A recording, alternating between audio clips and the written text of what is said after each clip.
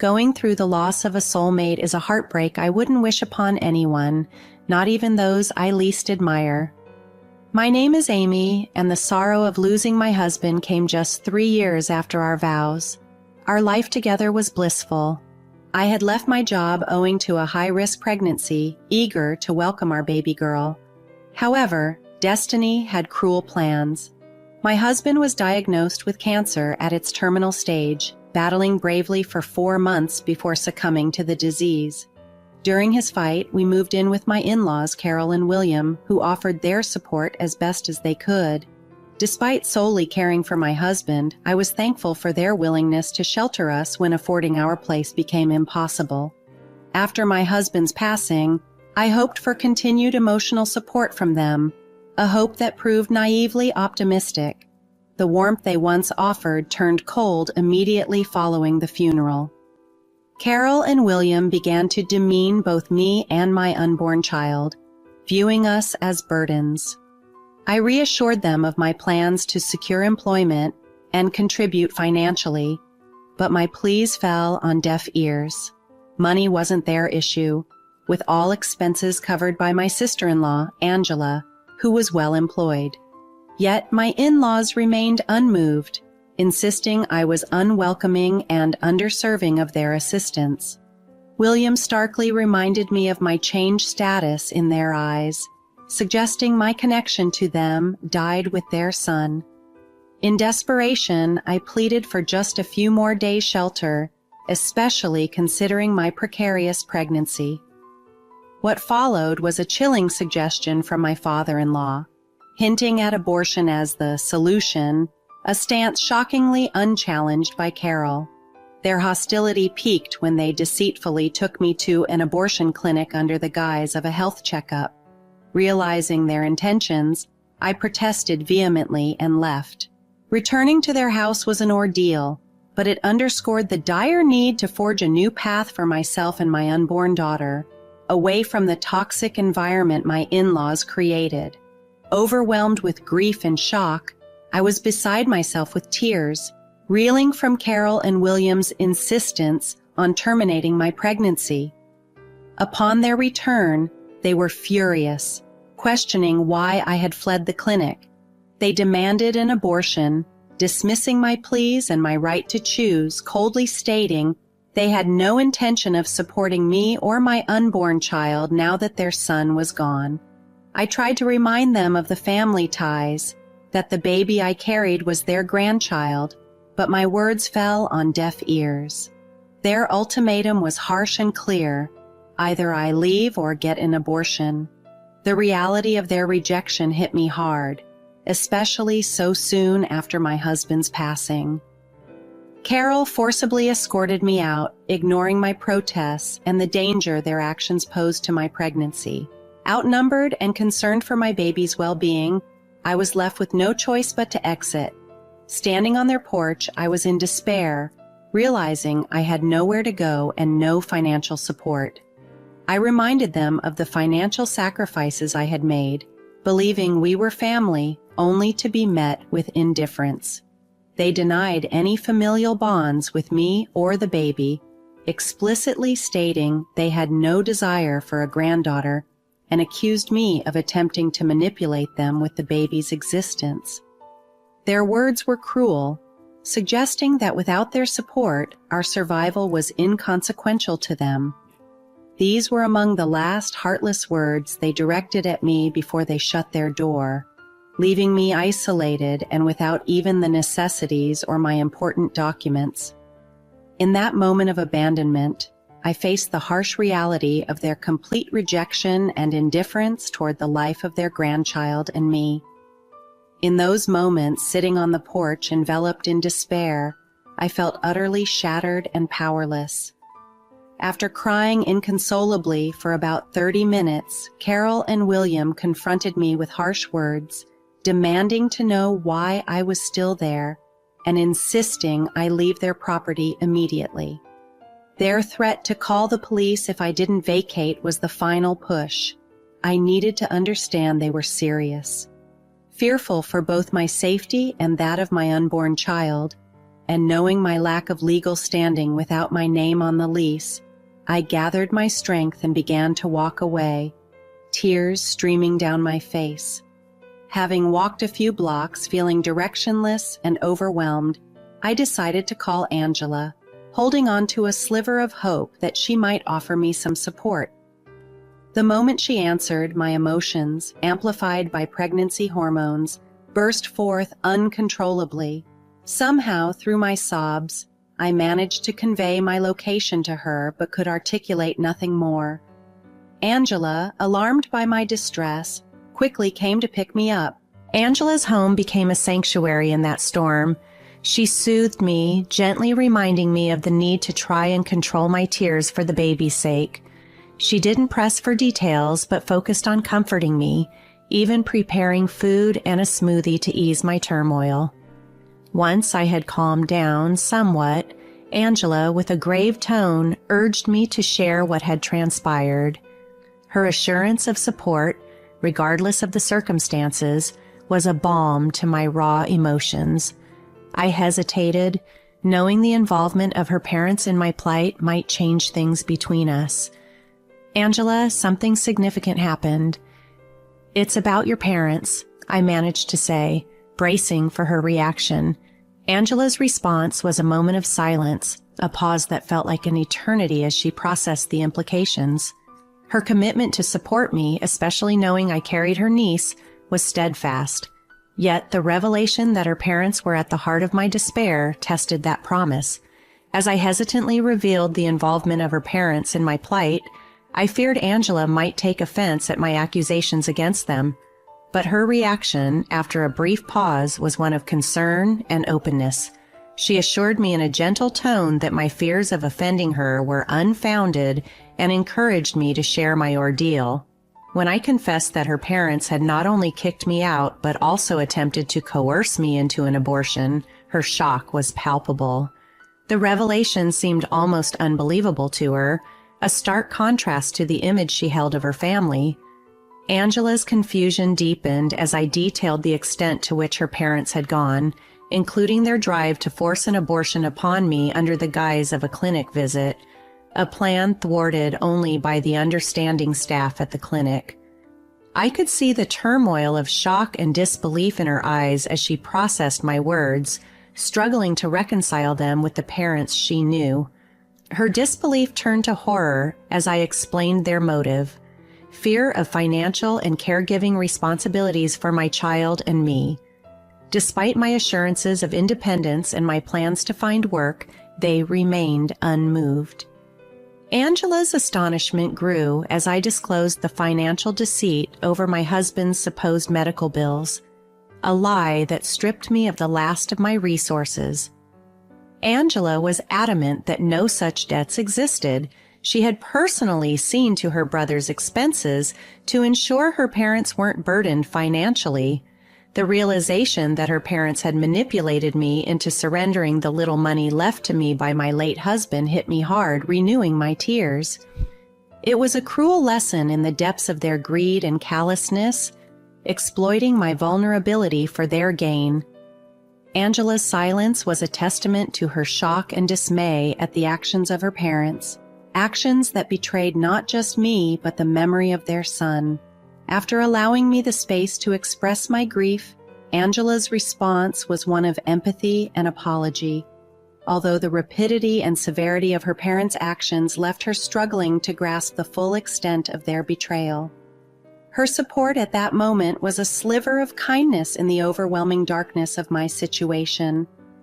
"I haven't had the chance to tell you about the financial aspect of things." "Angela, please, you don't need to apologize," I said, overwhelmed by her generosity. "You've already done so much by covering the medical expenses. Without your help, I would have been submerged in a sea of debt." Angela's actions were the epitome of familial support, a stark contrast to her parents' selfishness.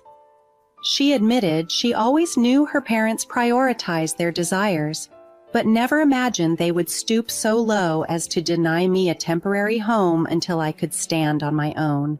Angela's disbelief turned to determination as she insisted that I wasn't alone, and vowed that her parents' actions wouldn't go unchallenged. Her resolve led her to confront them directly over the phone. She needed to hear their justification firsthand. Not that she doubted my story, but she wanted to gauge their response. During the call, Angela's straightforward questioning about their decision to eject me revealed their true colors. Their defense was weak, claiming no intention of harm, yet unable to explain their insistence on such a drastic action against their grandchild. Angela's anger was palpable as she pressed for an explanation, her parents' attempts at justification only serving to deepen the wound. Listening to them try to rationalize their actions was heartbreaking. Even faced with their daughter's outrage, William and Carol clung to their excuses, insisting on their right to a carefree retirement, undisturbed by the needs of their late son's family. Their claim of having already done enough by caring for their son in his final months laid bare their selfishness, viewing their sacrifices as sufficient reason to shun any further responsibility. Their words painted a clear picture. In their eyes, their comfort in retirement outweighed the needs of their grandchild and me. This chilling revelation underscored their willingness to abandon the family for the sake of their ease, a stance that Angela vehemently opposed, her loyalty and support offering a glimmer of hope amidst the bleakness of their rejection. Hearing Carol and William's words was like a blow to my already fragile state. They were adamant about pushing Angela to abandon me, painting a dire picture of me as a burden who would exploit her kindness to my advantage. Their harsh advice to Angela to leave me to fend for myself on the streets, suggesting it would bring me to my senses, was cruel beyond belief. Their words plunged me into despair, fearing for my future and that of my unborn child. But just as I felt the weight of hopelessness, Angela's response ignited a spark of hope. She challenged her parents with fierce protectiveness, questioning their humanity and the very values they purported to uphold. Angela reminded them of the financial support she had provided, which allowed them to retire comfortably, highlighting the irony in their claim of hard work. Her anger was a testament to her disbelief in their actions and intentions. Carol and William's attempt to justify their stance by framing it as a financial safeguard for Angela, even suggesting they'd lie to cover up their demand for my expulsion, was met with Angela's unwavering rebuke. She declared her refusal to mimic their heartlessness, expressing her shock and disgust at their lack of empathy and familial duty. Angela's defense of me and her outright rejection of her parents' manipulative tactics revealed the depth of her character and the genuine bond she felt with me, akin to that of a sister. Her fierce retort to their demands and her readiness to stand against them showed her strength and her resolve to protect what she believed was right, regardless of the personal cost. Her parents' attempts to impose their will were met with Angela's staunch refusal to conform to their heartless demands, challenging their motives and ethics. Angela's stance not only defended me but also upheld the memory of her brother, reflecting her deep love for him and respect for the family ties that her parents were so quick to dismiss. Her courage and integrity in the face of such familial adversity were a beacon of hope in what felt like an endless night. Angela's bold declaration that she would cease her financial support was a significant turning point, leaving William and Carol reeling from the shock. They had never anticipated that Angela would take such a drastic step in my defense. Even I was astounded by her determination to stand up for me so firmly. William and Carol were in disbelief, unable to grasp the reality that Angela was serious about redirecting her support from them to me and my unborn child. Their reaction to Angela's stance was a mixture of confusion and denial, questioning if she truly intended to cut them off financially over what they dismissively referred to as a stupid woman. Angela's resolve was unshakable. She corrected them, emphasizing my importance and her commitment to support me and her future niece, instead of funding the comfortable lifestyle of her parents, who were more than capable of managing on their own. Her declaration marked an end to their exploitation of her generosity, signaling a new priority: my well-being and that of my baby.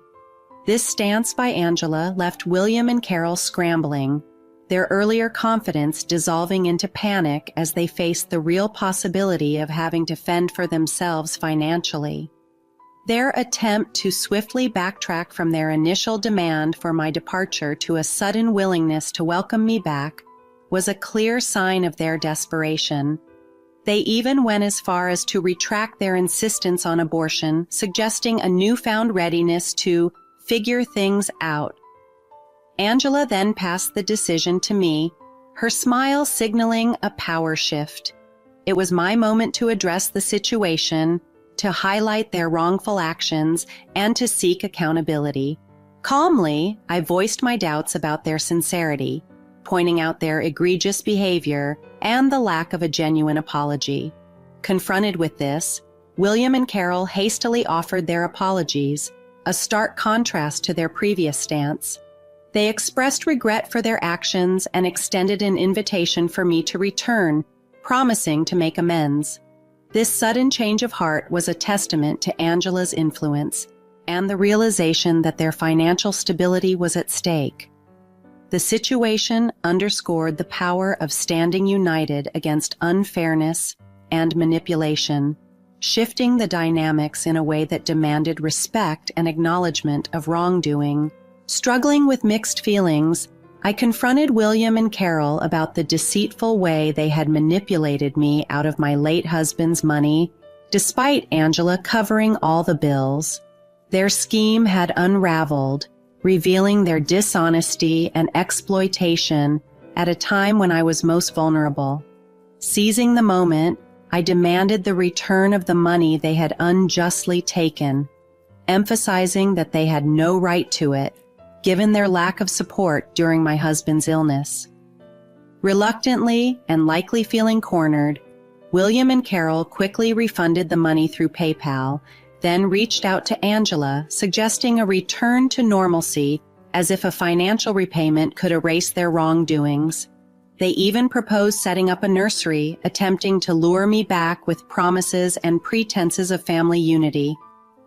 However, their assumption that a simple apology and refund would mend fences was misplaced.